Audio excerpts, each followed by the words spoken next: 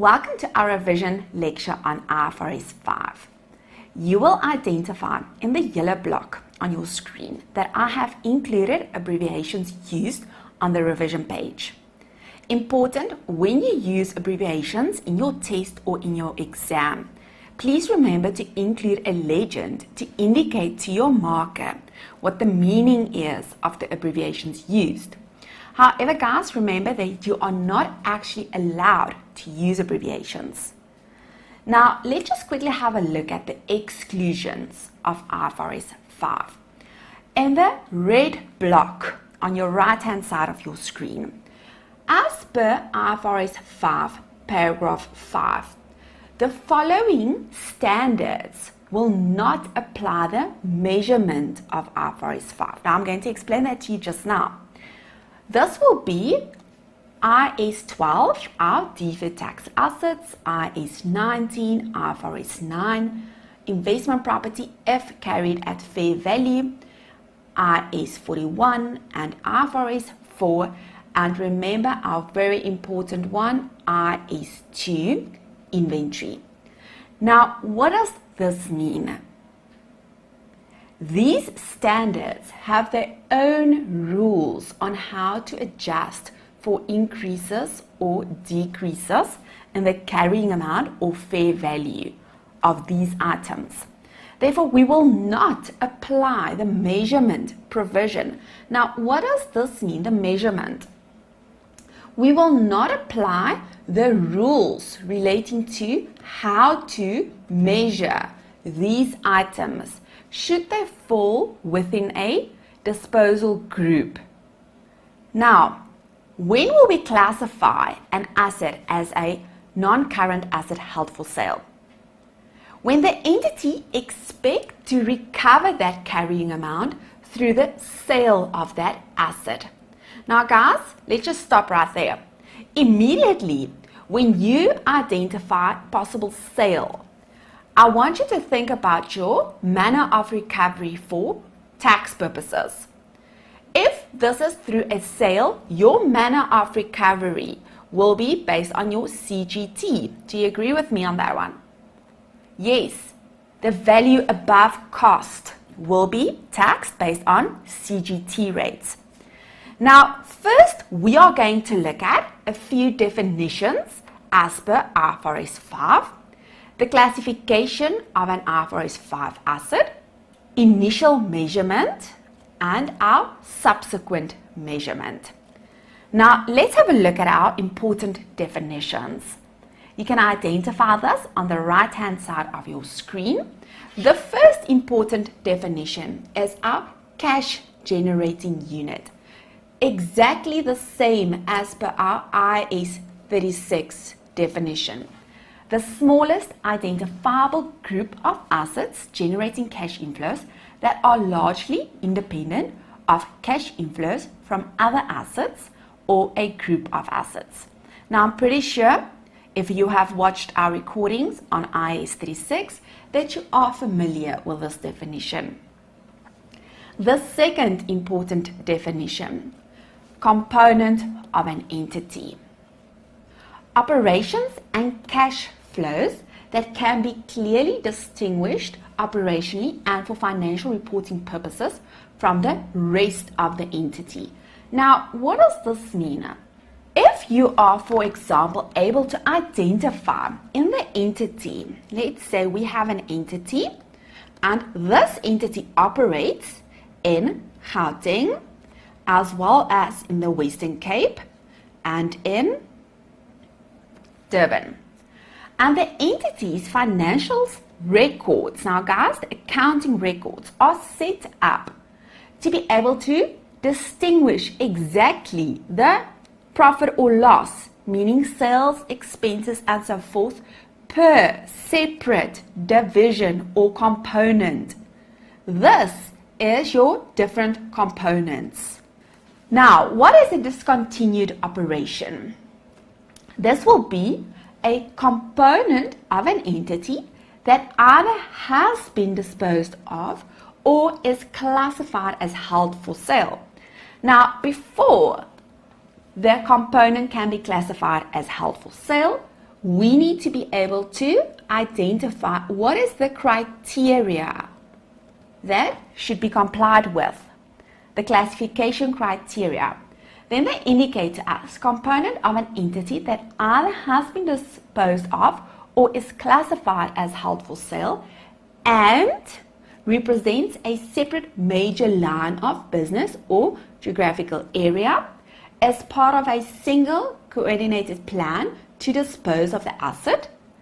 Or 3 is a subsidiary acquired exclusively with a purpose to resell. Therefore, guys, when you look at our diagram at the bottom relating to the entity, this can be, for example, only the Gauteng component.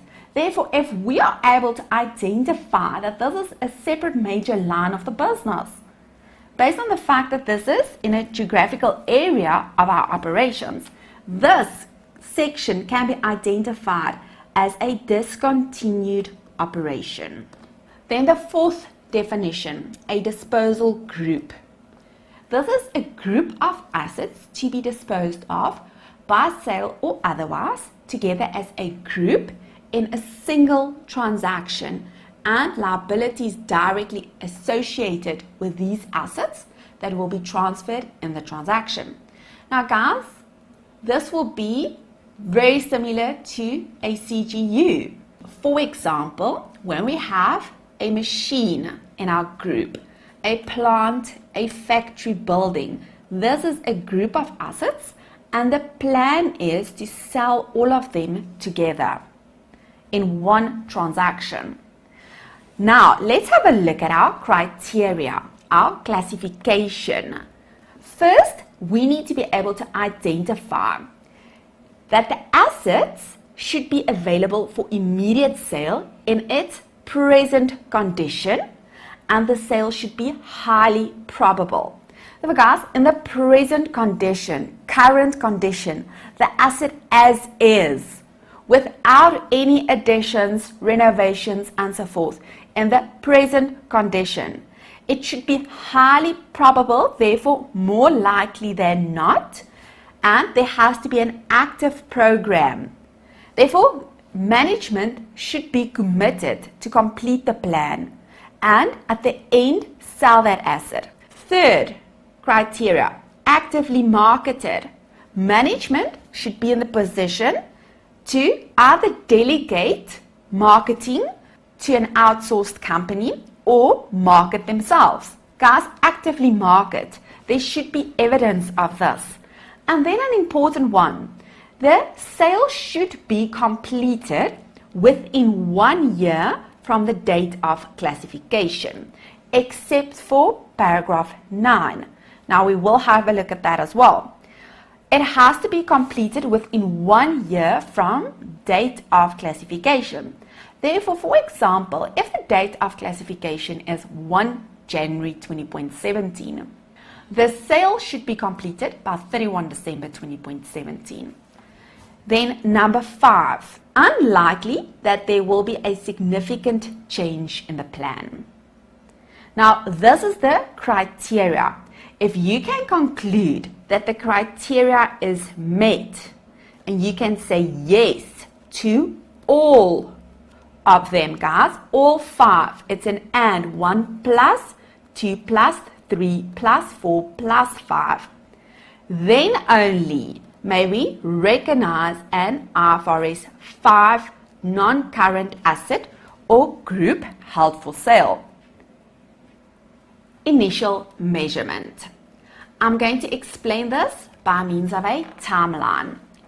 On the right hand side of your screen, you will identify that I have included a timeline.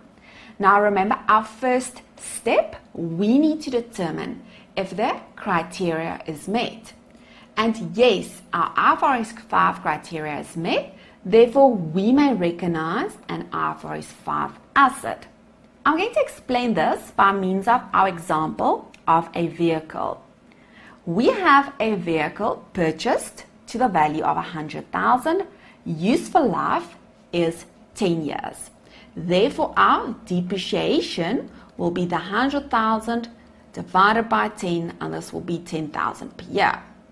IFRS 5 indicates to us that on the date when our criteria is met, we need to stop with the depreciation on our assets. Stop with depreciation, stop with amortization. You need to stop and you need to follow the rules of IFRS 5. Now, what is the rules of IFRS 5? On initial measurement, which is the date when the criteria is met, the asset should be measured at the lower of 1, its carrying amount on that date, or 2, the fair value less costs to sell. The difference between the carrying amount and fair value less cost to sell shall be recognized as an impairment loss in profit and loss. Now, let's say, for example, on initial measurement date, that this is the end of our second year. Therefore, the carrying amount of our vehicle will be an amount of 80,000. And on this date, end of year number 2, we have identified that the criteria is met for an IFRS 5 asset. Therefore, we will have to take out our PPE asset. Important, guys.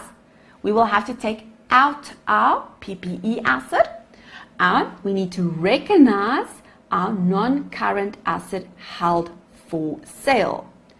And we need to remember to stop with depreciation, and we need to recognize our impairment loss. Therefore, if you want to include steps, step number 1, take out the, and I'm going to indicate old asset, but it's not an old asset, it's the old recognition of our asset. Include your non-current asset held for sale, and number 3, recognize your impairment loss. Let's say, for example, on this date, our fair value less cost to sell amounted to 70,000. Therefore, we need to recognize an impairment loss to the value of 10,000. Now, let's just quickly think about our journal entries. On initial recognition, we need to take out our IAS 16. Therefore, we will have to debit our accumulated depreciation with 20,000, credit our vehicles in our PPE with 100,000, and debit our non-current asset held for sale with 80,000. We then need to measure our asset at the lower of carrying amount and fair value less cost to sell. Therefore, we will have to debit an impairment loss in our profit and loss and credit our non-current asset held for sale with a 10,000 difference. But what happens on subsequent measurement? IFRS 5 indicates to us on subsequent measurement that our assets has to be carried at fair value minus cost to sell. Therefore, on this date, if there is a change in the fair value, you need to account for that change.